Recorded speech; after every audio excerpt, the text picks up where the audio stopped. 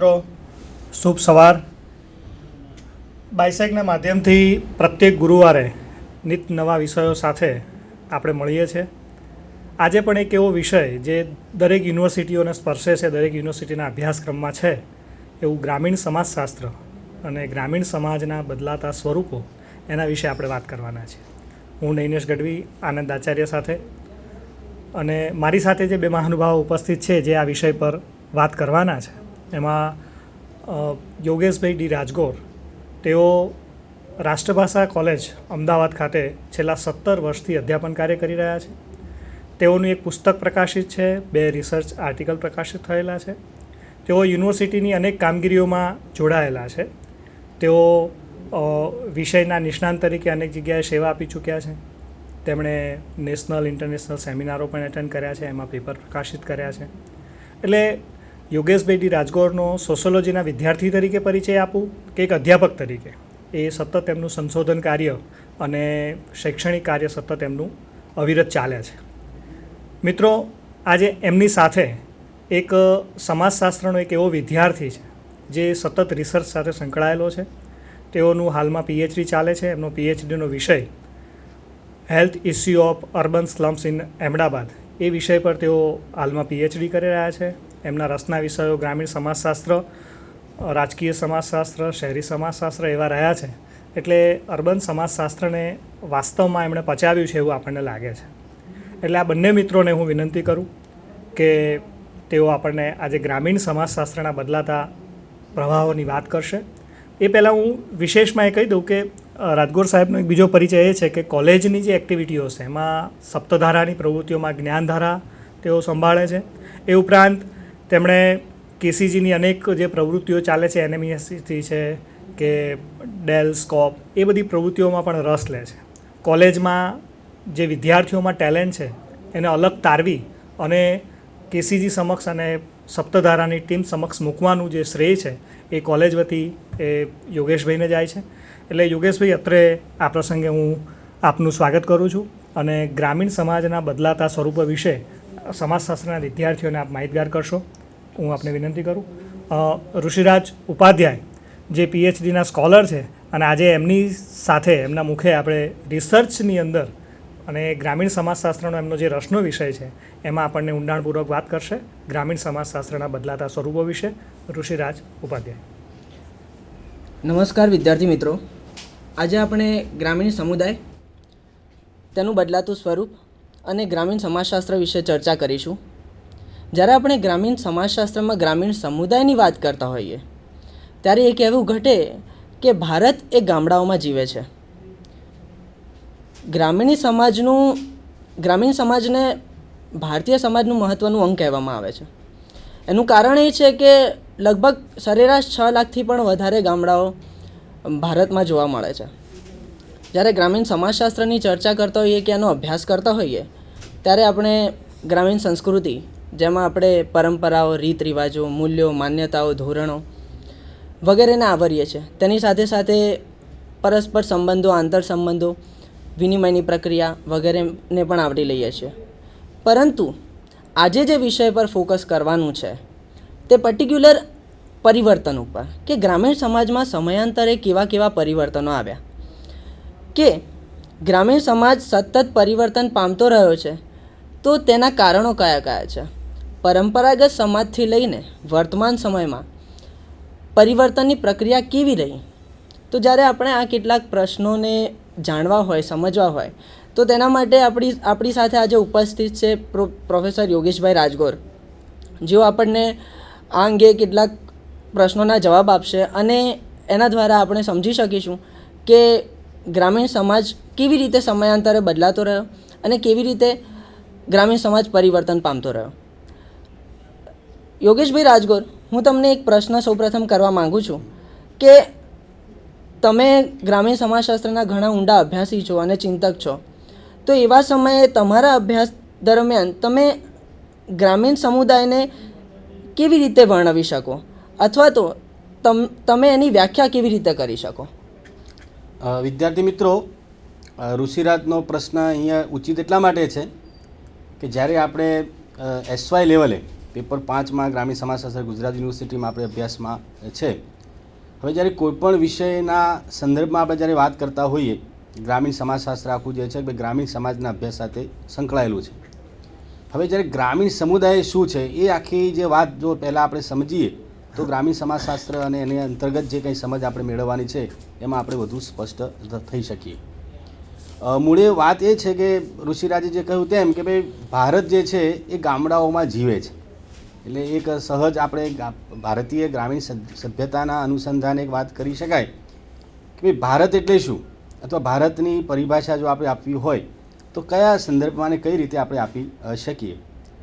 તો ભારતીય સમાજના સંદર્ભમાં ગ્રામીણ સભ્યતા જે છે એ એવું કહી શકાય કે પ્રાગ ઐતિહાસિક યુગથી એ ગ્રામીણ સભ્યતા એ આપણે ત્યાં સંકળાયેલી છે.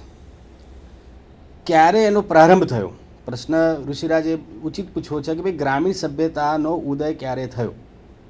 મિત્રો, તમને કદાચ ખ્યાલ હશે કે આપણે A.R. દેસાઈનું એક જાણીતું પુસ્તક છે, એની અંદર આ બાબતની બહુ સ્પષ્ટતા કરી છે કે ભાઈ જ્યારે કૃષિ વ્યવસ્થામાં સ્થાયી સ્વરૂપ મળ્યું ત્યારે ગ્રામીણ સભ્યતાનો ઉદય થયો. એટલે આપણે અહીંયા જે સામાજિક પરિવર્તનના સંદર્ભમાં જે અલગ અલગ વિદ્વાનોના જે સિદ્ધાંતો છે, જેમ કે ચક્રીય સિદ્ધાંત છે, રેખીય સિદ્ધાંત છે, આર્થિક અને પ્રાદ્યોગિક સિદ્ધાંતો છે, તો કાર્લ માર્ક્સ અને હર્બર્ટ સ્પેન્સર, કાર્લ માર્ક્સની આખી જે વાત છે આર્થિક પરિપ્રેક્ષમાં એની વાત જોવા મળે છે. જ્યારે હર્બર્ટ સ્પેન્સરે જે ઉત્ક્રાંતિવાદની આખી જે વાત કરી કે ભાઈ જુદા જુદા તબક્કાઓમાંથી સમાજ એ પસાર થાય છે, ગ્રામીણ સભ્યતાના સંદર્ભમાં પણ આ 3 બાબતો અહીંયા આપણે વિશેષ કહી શકીએ કે સૌ પ્રથમ માનવ સભ્યતા એ સ્થાયી સ્વરૂપ ધારણ કરી નહોતું. માનવ સભ્યતાએ સ્થાયી સ્વરૂપ ત્યારે ધારણ કર્યું જ્યારે કૃષિ અર્થવ્યવસ્થામાં સ્થાયીતા આવી. એટલે કૃષિ વ્યવસ્થાનું સ્થાયી સ્વરૂપ એટલે ગ્રામીણ સભ્યતાનો પ્રારંભ. આપણી ભારતીય પરંપરાની અંદર જે કંઈ આપણી પાસે ઉપલબ્ધ સાહિત્ય, જે પરંપરાગત જે સાહિત્ય છે એમાં જેને કહી શકાય કે વેદ જે છે એ પુરાણું સાહિત્ય છે. તો એની અંદર પણ ઋગ્વેદ જે છે એ બહુ પ્રાચીન વેદ તરીકે આપણે ઓળખીએ છીએ. તો ઋગ્વેદની અંદર પણ આ ગ્રામીણ સભ્યતા વિશે થોડીક સમજ આપણને પ્રાપ્ત થઈ છે. એ ઉપરાંત મહાભારત છે, મનુસ્મૃતિ છે. તો આપણા ભારતીય પ્રાચીન સાહિત્યોની અંદર પણ એક એ બીજી રીતે એ ગ્રામીણ સભ્યતાને અહીંયા ફોકસ કરવાનો પ્રયત્ન થયો છે. જેમ કે મનુસ્મૃતિની અંદર ગામ, પૂર અને નગરની આખી જે સ્પષ્ટતા જે છે કે વસ્તીને આધારે કઈ રીતે ગામ નક્કી થાય છે, પૂર કોને કહેવાય અને નગર કોને કહેવાય. એ જ રીતે મહાભારતની અંદર પણ ગામના નેતાને, જેને આપણે સરપંચ કહીએ છીએ, પહેલાં એને ગ્રામીણ કહેવાતું. 10 ગામનો હોય અને 10 ગ્રામીણ કહેવામાં આવતો. એટલે ગ્રામીણ સભ્યતા, ગ્રામીણ સમાજ જીવનની આપણે ત્યાં મહાભારત, મનુસ્મૃતિ અને આ પ્રકારના વેદોની અંદર પણ વાત આપણને જોવા મળે છે. રહ્યો સવાલ પરંપરાગત ભારતીય સમાજ, તો પરંપરાગત ભારતીય સમાજ કેવા સ્વરૂપે એ આપણને જોવા મળે છે. તો જુદા જુદા વિદ્વાનોએ ગ્રામીણ સમાજને જુદી જુદી રીતે વ્યાખ્યાબદ્ધ કરવાનો પ્રયત્ન કર્યો છે. વિશેષ કરીને આપણે અક્ષયકુમાર દેસાઈને અહીંયા જો ટાંકીએ તો અક્ષયકુમાર દેસાઈએ થોડી કાવ્યાત્મક શૈલીમાં એક વાત કરી છે જે આપણને કદાચ ખ્યાલ હશે કે ભાઈ ગામડું એટલે શું. તો અક્ષયકુમાર દેસાઈએ આ વાત કહી છે કે ભાઈ કુદરતી સૌંદર્યથી ઓપતું, કુદરતના પુષ્પભર્યા ખોળામાં હિલોળા લેતો માનવ સમુદાય એટલે એ ગામડું, જેમાં શાંત, નિર્દોષ, પ્રેમથી હર્યું ભર્યું આ પ્રકારની વિશેષતાઓ ધરાવતો સમુદાય એટલે એ ગ્રામીણ સમુદાય. એની બીજી એક વ્યાખ્યા એ છે કે ગામડું એટલે શું, તો જેમાં કે અજ્ઞાનતા ભારોભાર ભરાયેલી હોય, અંધશ્રદ્ધા હોય, અસંસ્કૃત, અણધડ માનવ મહેરામણ જ્યાં રહેતો હોય એને આપણે ગામડું કહીએ છીએ. એટલે ગામડા વિશે આવી એક સમજ છે. હકીકતમાં જે ગામડું જે છે એ ગામડાની બાબતમાં 2 બાબત અહીંયા બહુ સ્પષ્ટ આપણે કહી શકીએ કે ગામડું એટલે જે માનવ વસવાટમાં વસવાટ કરતી વસ્તીનું જે કદ જે છે પ્રમાણમાં ઓછું હોય, ગીચતા ઓછી હોય અને પ્રાથમિક સંબંધો હોય, તો એવા માનવ સમુદાયને આપણે સામાન્ય રીતે ગ્રામીણ સમુદાય તરીકે ઓળખતા હોઈએ છીએ. એટલે ગ્રામીણ સમુદાયના સંદર્ભમાં 2 બાબત બહુ સ્પષ્ટ છે. એક તો વસ્તીનું કદ જે છે પ્રમાણમાં ઓછું અને પ્રાથમિક સંબંધો. આ બંને બાબતોને લઈને કેટલાક સામાજિક પરિમાણો એમાં નિપજતા હોય છે. પરંપરાગત ગ્રામીણ સભ્યતાની જો વાત કરીએ તો ભાઈ પરંપરાગત ગ્રામીણ સમુદાય જેમ કે પ્રકૃતિ, આખી વાત જે છે કે પ્રકૃતિ નિર્મિત વાતાવરણ, એ કુદરત સાથે સતત સંપર્ક અને સતત સંઘર્ષમાં રહેતો સમુદાય એટલે એ ગ્રામીણ સમુદાય. વર્તમાન સમયમાં આમાં શું બદલાવો આવ્યા છે એની આપણે ચર્ચા પછી કરીશું. વર્તમાન સમયમાં જે કંઈ બદલાવો આવ્યા છે એને પરંપરાગત પરિપ્રેક્ષમાં જો આપણે વધુ સમજીએ તો કે કુદરત પરનું જે અવલંબન જે છે એ માનો વર્તમાન સમયમાં આપણને ઘટેલું જોવા મળે છે. પરંપરાગત સમાજની અંદર પ્રકૃતિદત્ત આખું વાતાવરણ હતું. એટલે કુદરત સાથે સતત ગ્રામીણ સમુદાય એ સંપર્કમાં અને સંઘર્ષમાં. મુખ્ય ધંધો વ્યવસાય જો કંઈ ખેતી હતો, એટલે ખેતીના આખા જે વ્યવસાય સાથે કુદરતી બાબતો જોડાયેલી હતી. અતિવૃષ્ટિ આવે, અનાવૃષ્ટિ આવે, ક્યારેક વરસાદ અતિશય આવે, ક્યારેક એવું પણ બને કે વરસાદ નિયમિત હોય પણ ક્યારેક રોગચાળો ફાટી નીકળે. એટલે અનેકવિધ પ્રકારની પ્રતિકૂળતાઓમાં ગ્રામીણ સમુદાયના લોકો એ પોતાનું જીવન જીવતા હોય છે. એટલે કુદરત સાથે સીધો પનારો જેને કહી શકાય એ પડ્યો હોય તો એ ગામડાના લોકોને પડેલો હોય છે. ખેતીની બાબતમાં જોઈએ તો પરંપરાગત ગ્રામીણ સમુદાયની અંદર લગભગ એમ કહી શકાય કે ગામડાના મોટાભાગના લોકો કૃષિ વિષયક વ્યવસાયોમાં એ રોકાયેલા હતા. આજે એમાં પ્રમાણમાં ઘટાડો આવ્યો છે, પરંતુ પરંપરાગત સમાજની અંદર કૃષિ અને એના પૂરક વ્યવસાયો જેમ કે પશુપાલન છે, તો પશુપાલનના વ્યવસાય સાથે પણ લોકો જોડાયેલા હતા. અને બીજા જે વ્યવસાયો જે છે જેને આપણે કારીગર વર્ગની જ્ઞાતિઓ કહીએ છીએ, પણ આફ્ટર ઓલ આ બધી જ્ઞાતિઓ જે છે એ છેવટે તો ખેતીના વ્યવસાય સાથે જ જોતરાયેલી રહેતી. એટલે પરંપરાગત વ્યવસાયોમાં ખેતી અને એની સાથે પશુપાલનનો વ્યવસાય એ જોડાયેલો રહેતો. નિકટવર્તી સમુદાયના સંદર્ભમાં જો કહીએ તો ભાઈ ગામડું પોતે પ્રાથમિક સમુદાય છે. આપણે જ્યારે પ્રાથમિક જૂથની વાત કરીએ છીએ તેની અંદર આ વાત મૂકીએ છીએ ભાઈ ગામડું પ્રાથમિક સમુદાય છે. પ્રાથમિક સમુદાય સંદર્ભમાં છે કે ગામડાની અંદર રહેતા લોકોની સંખ્યા પ્રમાણમાં ઓછી છે, અને ઓછી સંખ્યા હોવાને લઈને કદ ઓછું હોવાને લઈને ગામડાના લોકો વચ્ચેના જે સંબંધો જે છે એ સંબંધોમાં આપણને એક પ્રકારની અનૌપચારિકતા જોવા મળે છે.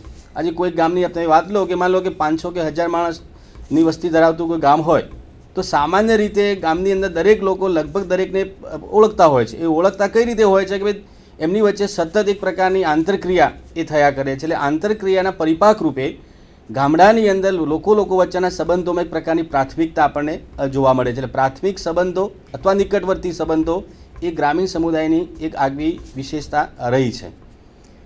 એકવિધતાની વાત જો કરીએ તો ગામડાની અંદર એકવિધતા આપણને જોવા મળે. હવે એકવિધતાનો અર્થ એવો થયો કે ભાઈ લગભગ બાબતોમાં, જેમ કે ગામડાની અંદર જે તમે રહેઠાણની ઢબ જુઓ તો પરંપરાગત ગામડાઓની અંદર રહેઠાણની ઢબની અંદર પણ તમને એક પ્રકારની એક સૂત્રીયતા અથવા એકવિધતા આપણને જોવા મળે. જે કંઈ મકાનોની આખી રચના હતી એ રચનામાં તમને એક પ્રકારના જેને કહેવાય કે એક સૂત્રીયતા જોવા મળે.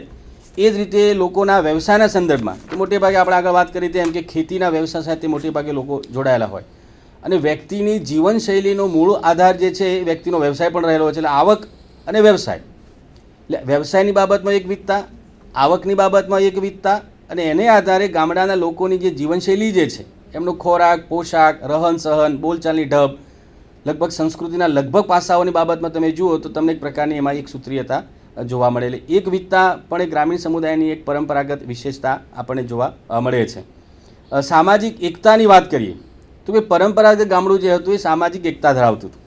હવે એક સમયે એકતા હતી એનું કારણ એ હતું કે પરંપરાગત ગ્રામીણ સમુદાય આપણે પરાવલંબી જેને કહી શકાય આધારિતપણું જે હતું ગામનું વધારે હતું. જ્ઞાતિગત વચ્ચે એકતાનું પ્રમાણ વધારે હતું, અને આવી અનેકવિધ પ્રકારની પ્રતિકૂળતાઓમાં ગ્રામીણ સમુદાય જીવતો. એટલે અવારનવાર અનેકવિધ પ્રકારની મુશ્કેલીઓ ગામડામાં સર્જાય. જેમ કે ગામડાની અંદર પહેલાં માનો કે કોઈ પણ કુદરતી આફત આવે, હવે એ આફતના સમયે જો ગામ એક ન હોય તો એને અસ્તિત્વ પર મોટો ખતરો ઊભો થાય. તો આ નાના મોટા પ્રશ્નો જ્યારે ગામમાં ઊભા થાય તો એવી સમયે ગામની એકતા એ આમાં સહાયરૂપ બનતી. એટલે પરંપરાગત ગામડાની અંદર સામાજિક એકતાનું પ્રમાણ આપણને મહદઅંશે જોવા મળતું.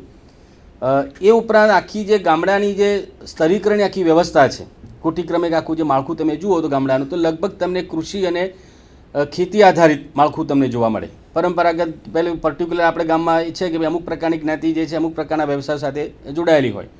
ખેતી છે, એ રીતે અન્ય પ્રકારના પૂરક જે વ્યવસાયો છે, પશુપાલનનો વ્યવસાય છે, કારીગર વર્ગની જ્ઞાતિઓ જે છે, તો લગભગ તમને ગામડાની અંદર આખી જે સામાજિક સ્તરીકરણનું માળખું જે છે એમાં કૃષિ આધારિત આખું માળખું તમને જોવા મળે. જમીનની માલિકીને આધારે આપણે ત્યાં જુદા જુદા પ્રકારના વર્ગો જોવા મળે છે. એટલે આખી જ્ઞાતિ અને કૃષિ આધારિત સ્તરીકરણનું માળખું એ પણ એક ગામની એક વિશેષતા આપણને જોવા મળે છે. મહત્ત્વની બાબત જે ગામડાના સંદર્ભમાં જે પરંપરાગત ગામડાના સંદર્ભમાં જો કહીએ તો કેટલાક એવા પરિબળો અથવા કારણો હતા કે જેને લઈને ગામડાની અંદર ગતિશીલતાનું પ્રમાણ એ આપણને ઓછું જોવા મળતું. અલ્પ જેને સામાજિક ગતિશીલતાને આપણે કહીએ, એક તો શિક્ષણનો સંપૂર્ણપણે એવું ન કહી શકાય, શિક્ષણનો ત્યાં અભાવ અથવા તો અલ્પપણું, અન્ય પ્રકારની વ્યવસાયિક તકોનો અભાવ, એને પરિણામે સામાજિક ગતિશીલતા ગામડાના લોકોમાં પ્રમાણમાં ઓછી હતી. એટલે સામાજિક ગતિશીલતા વર્તમાન સમયની અંદર આખી વાત જુદી છે, પણ પરંપરાગત ગામડાની અંદર એક બાબત આપણને વિશેષ જોવા મળતી કે ગતિશીલતાનું પ્રમાણ ઓછું અને એને પરિણામે કેટલાક પ્રકારે જેને કહી શકાય કે જે ગામડાના જે સામાજિક પ્રશ્નો જે છે એ પ્રશ્નો ઉપસ્થિત થવામાં કેટલેક અંશે આ ગતિશીલતા પણ કારણરૂપ આપણને જોવા મળે છે. તો આ એક વાત થઈ કે પરંપરાગત ગ્રામીણ સભ્યતા એ કેવા સ્વરૂપે આપણને એ જોવા મળતી હતી. વર્તમાન સમયની અંદર એવા અનેકવિધ પ્રકારના પરિબળોને લઈને એમાં બદલાવ આપણને જોવા મળે છે. પણ હું માનું છું કે પરંપરાગત ગામડા વિશે જો આપણે વધારે સમજ મેળવવી હોય તો ગામડા વિશેના જે જુદા જુદા જે અભ્યાસો થયા છે એ ઋષિરાજને હું કહીશ કે ભાઈ આપણે ત્યાં ગામડાના અલગ અલગ પ્રકારના અભ્યાસો થયા છે. એ અભ્યાસોને આધારે પણ આપણે પરંપરાગત ગ્રામીણ સભ્યતા કેવા સ્વરૂપે હતી, કેવા પ્રકારની વિશેષતાઓ ધરાવતી હતી. અને આપણે એક આ બાબતે એક સ્પષ્ટતા કરવી એટલા માટે જરૂરી છે કે પ્રદેશે પ્રદેશે ગ્રામીણ જે સાંસ્કૃતિક લક્ષણો જે છે જુદા જુદા જોવા મળે. આજે તમે પંજાબની અંદર જાઓ, ઉત્તર પ્રદેશની અંદર જાઓ કે ગુજરાતના જે ગામડાઓ છે એ ગામડાઓની તાસીર અને યુપીના ગામડાઓની તાસીરમાં તમને ક્યાંક ભિન્નતા જોવા મળે. તો એ જે ભિન્નતા જે છે એ સાંસ્કૃતિક, સામાજિક, ઐતિહાસિક પાર્શ્વભૂમિને આધારે આપણને જોવા મળે છે. પણ રાજગોર સાહેબ, એક પ્રશ્ન એવો થાય કે તમે જે પરંપરાગત સમાજમાં એકતાની વાત કરી, તો તમને અસ્પૃશ્યતાના સંદર્ભમાં કંઈ તમે જણાવી શકશો કે અગર એકતા જ હોય તો અસ્પૃશ્યતાનો મુદ્દો કેવી રીતે એની સાથે સંકળાયેલો છે? યસ. હવે મિત્રો, અસ્પૃશ્યતાની આખી જે વાત છે કે મેં વાત કરી કે જ્ઞાતિગત ઐક્ય, ગામડાની જે આખી જે એકતા જે હતી એ આખા ગામ સાથે જોડાયેલી હતી. અસ્પૃશ્યતાનું આચરણ ગામડાઓમાં થતું. ઇવન આજે પરિવર્તન જે કંઈ આવ્યું છે સંપૂર્ણપણે એમાંથી કંઈ આપણે કહી શકાય કે અસ્પૃશ્યતા દૂર થઈ છે એવું નથી, એમાં અંતર પડ્યું છે. અસ્પૃશ્યતાની બાબતમાં ગામડાની અંદર પરંપરાગત ગામડાઓની અંદર અલગ અલગ પ્રકારની છૂત